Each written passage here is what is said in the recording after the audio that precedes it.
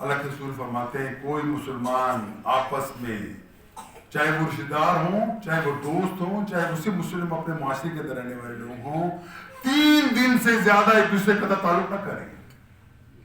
جھگڑا ہو گیا, بہت بڑا جھگڑا ہو گیا, لیکن 3 دن سے زیادہ کی اجازت نہیں ہے. 3 دن کے بعد آپ کو آنا پڑے گا, اسے عذر کرنا پڑے گا, اپنی غلطی کی معافی مانگنا پڑے گی, اور اپنے گناہ کی جو گناہ کیا یہ والا قضا تعلق کر کے اس کی تلافی کروانا پڑے گی. ورنہ ایمان کی کمزوری کی یہ پہلی سیڑھی ہے, یہ کہ ہم نے اللہ کے رسول کی بات کو نہیں مانا, قرآن کی بات کو نہیں مانا, اپنے دل کے اندر بغض کو, نفرت کے اندر بچا کے رکھا, اپنی نفس کو ماننے کے لیے, نفس کو پورا کرنے کی ہم یہ باتیں کی ہیں, اپنے مسلمان بھائی سے تعلق ختم کر دیا. اجازت نہیں ہے. یہ وہ سنہری اصول ہیں جن کے اوپر عمل کر کے ہم معاشرے کے اندر وہ بہترین مثالیں پیش کر سکتے ہیں جس کو آج غرب ترس رہا ہے, جو ہمارا آئیڈیل ہے. بدقسمتی سے ہمارے نوجوان اب بھی یہ سمجھتے ہیں کہ غرب کے اندر تو بڑی نعمتیں ہیں, بڑی ان کا محبت ہے, بڑا وہ خیال کرتے ہیں, جانور تک کا بھی خیال کرتے ہیں. لیکن حال ان کا کیا ہے ذرا تحقیق کر کے دیکھیں. جو لوگ وہاں پہ رہتے ہیں ان سے جا کے پتہ کر لیں. جب لڑکی 12-15 سال کی ہوتی ہے سب اس کے پیچھے بھاگتے ہیں, اس کی عزت کرتے ہیں, مٹھاتے ہیں, اس کو ہر طریقے سے لارا لپا دیا جاتا ہے. لیکن جب وہی عورت اس معاشرے, گندے معاشرے کے اندر 40 کی 35-40 تک پہنچتی ہے, اس کو اٹھا کے پھینک دیا جاتا ہے, کوئی پوچھنے والا نہیں اس کو. اور جب یہی عورت اگر یہ بال بچے دار بھی تھی اس زمانے کے اندر, اس کی اولاد جا کے گولڈ ہاؤسز میں ڈال جاتی ہے, تو ہمارے بس کی بات نہیں ہے اس کو سنبھالنا ہے, گندی ہے یہ, ہمارے بس میں نہیں ہے, اس کا دماغ خراب ہو گیا, اس کو اٹھا کے وہاں ڈال دیتے ہیں.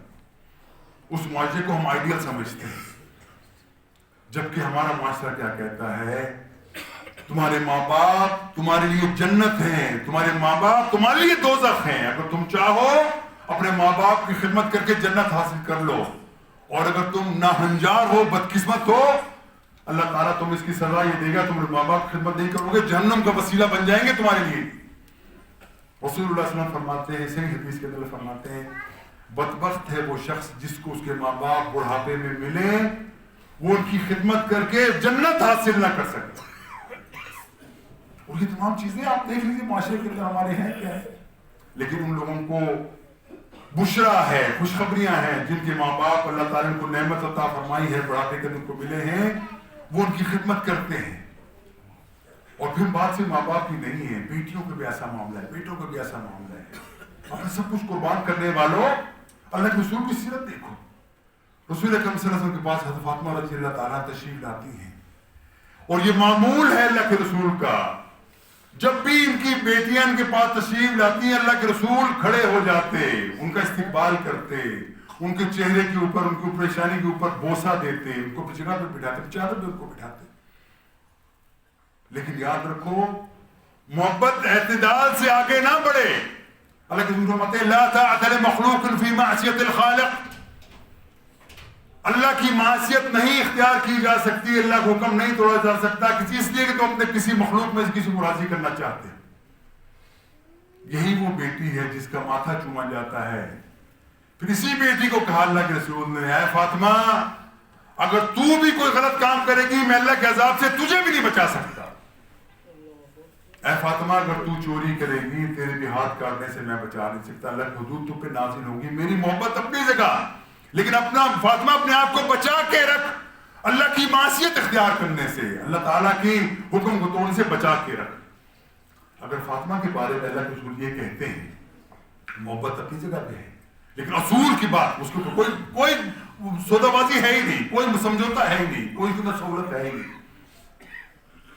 دین کے معاملے کے اندر کوئی شخص اس چیز سے مبرہ نہیں ہے کہ وہ کتنے بڑے خاندان کا ہے, کس قبیلے سے کو تعلق ہے, اللہ کے رسول کا کتنا قریب ہے, کوئی نہیں. جب گناہ کرے گا تو پکڑا جائے گا, لیکن محبت کا اصول وہ ہے. یہ وہ تمام چیزیں جو ہمارے معاشرے کے اندر اس وقت ناپید ہو چکی ہیں, محبتیں ختم ہو چکی ہیں, نفسا نفسی کا دور ہے.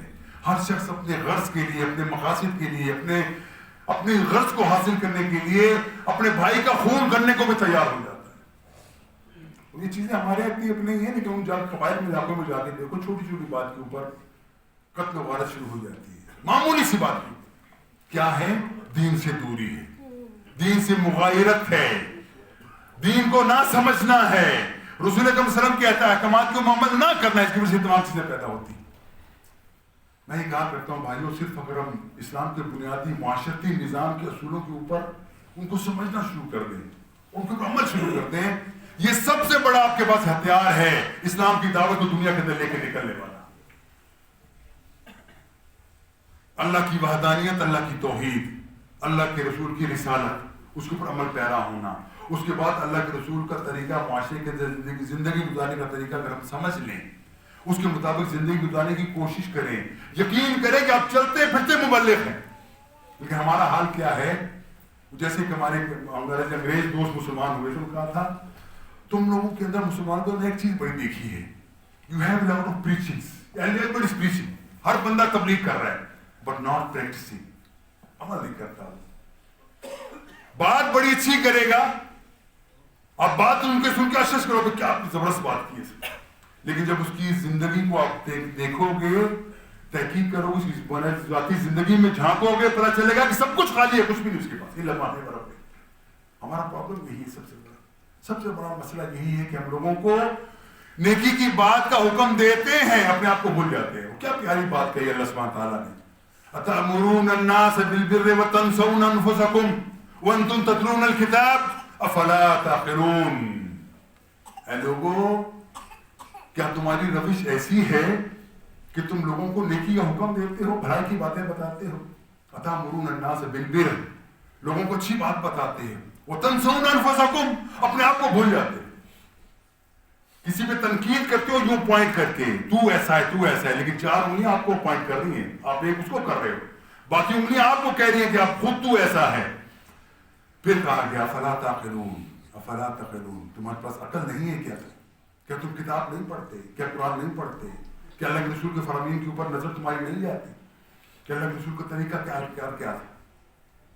یہ سب سے بڑا پرابلم ہے ہمارا کہ ہم لوگوں کو جو بات کہتے ہیں اس کے اوپر عمل نہیں کرتے۔ اور یہی بات قرآن کو جو ہے بڑی سخت بات کہی، یا ایھا الذین آمنوا لما تقولون ما لا تفعلون، اے ایمان کا دعویٰ کرنے والوں، وہ بات کیوں کہتے ہو اس کے اوپر عمل نہیں کرتے؟ کبر مقتا عند اللہ ان تقولوا ما لا تفعلون، یہ بات اللہ کے غصے کو بھڑکا دینے والی بات ہے کہ تم وہ بات کرو اس کے اوپر عمل نہیں کرتے۔ اس کے مخاطب کون ہیں؟ یہودی ہیں، عیسائی ہیں، ہندو ہیں، سکھ ہیں، یا میں اور آپ مسلمان ہیں جو اپنے آپ کو مسلمان کہتے ہیں، اسلام ہونے مسلمان ہونے کا دعویٰ کرتے ہیں، اللہ کو اللہ رسول سے محبت کا دعویٰ ہمارے دلوں کے اندر ہے۔ ہمارا حال یہ ہے کہ اگر قرآن کی آیتوں کو اٹھا کے دیکھا جائے ہمارے خلاف یہ حجت ہے۔ یہی بات اللہ سبحانہ وتعالیٰ نے قرآن میں پھر فرمایا کہ اے لوگوں، قیامت والے دن اللہ کا کلام میدان حشر میں تمہارے خلاف مدعی بن کے کھڑا ہو جائے کہ اللہ یہ وہ قوم ہے جس نے مجھے چھوڑ دیا تھا۔ یہ قرآن آیا تھا ہدایت کے لیے، یہ قرآن آیا تھا لوگوں کے اندر بھلائی پیدا کرنے کے لیے، یہ قرآن اللہ کا پیغام تھا، اللہ کا رسالہ تھا، اللہ کا خط تھا، امت مسلمان کے ہاتھ میں تھا، نو انسانیت کے لیے تھا۔ یاد رکھیے، یہ بات یاد رکھیے، امت مسلمہ کے ہاتھ میں تھا یہ، لیکن اس کا پیغام نو انسانیت کے لیے تھا، بندے کے ایک ایک انسان کے لیے پیغام تھا کہ لوگوں اللہ کے حکموں کو ماننے کے لیے ہم وقت ہم اجے تیار ہو جاؤ۔ لیکن آج قرآن کہے گا کہ اے اللہ ان لوگوں نے مجھ سے ہجرت کر لی تھی، مجھے چھوڑ دیا تھا۔ نتیجتاً کیا ہے کہ خسرت دنیا والآخرہ، دنیا بھی تباہ ہوئی، آخرت بھی تباہ ہو گئی، صرف اس وجہ کہ ہم نے قرآن کے اوپر عمل نہیں کیا۔ اور قرآن کے سنہری اصولوں کو جب دیکھا جائے ان کے اوپر عمل پیرا ہونے کے بعد وہ عظیم معاشرہ تشکیل پاتا ہے جس کے اندر، اس معاشرے کے اندر کوئی بندہ کسی سے خوف نہیں رکھتا، نہ مال کا خوف ہے، نہ جان کا خوف ہے، نہ عزت کا خوف ہے۔ وہ معاشرہ قرآن کے اصولوں کے اوپر عمل پیرا ہونے سے ہی تشکیل پاتا ہے۔ اور یہ معاشرہ تشکیل پایا، یہ معاشرہ اس معاشرے کے اندر تشکیل پایا جو معاشرہ اس وقت کا، بلکہ کہہ سکتے ہیں تاریخ کا بدترین معاشرہ تھا، جس کے اندر قتل و غارت کی کوئی ویلیو نہیں تھی، ظلم ہوتا، ظلم استبداد کی ہر معاملہ وہاں پہ ہوتا، حتیٰ یہ کہ لوگ اپنی بیٹیوں کو زندہ درگور کر دیتے تھے، اتنے شقی القلب لوگ۔ لیکن جس وقت اللہ کے رسول وہاں پہ آئے ہیں، اپنے اخلاق سے، اپنے کردار سے وہاں پہ وہ بیج بویا ہے خیر اور نیکی کا، پھر یہ حال بھی آیا، لوگوں نے یہ بھی دیکھا کہ ایک بندہ اپنی بات کو یاد کرتا ہے کہ کہ میرے اپنی بیٹی کو کیسے دفنایا تھا، رو رو کے ہچکیاں بن جاتی ہیں، وہ اپنے غلطی کو اتنا پشیمان ہے کہ کوئی راستہ نہیں ہے غلطی کا ازالے۔ اور حال یہ ہے کہ رات کو بندہ کھڑا ہوتا ہے، اللہ کے سامنے گر گراتا ہے، اللہ سے دعا مانگتا ہے کہ اللہ مجھے معاف کر دے، اس قوم کی خیر کر دے۔ اور ایک ایسا بھی درویش ہے جو وقت کا بادشاہ ہے لیکن رات کو فقیر بن کے گلیوں میں پھرتا ہے کہ دیکھیں کون بندہ محتاج ہے، کس بندے کی ضرورت پوری نہیں ہو رہی، کون بندہ ایسا ہے جو مستحق ہے۔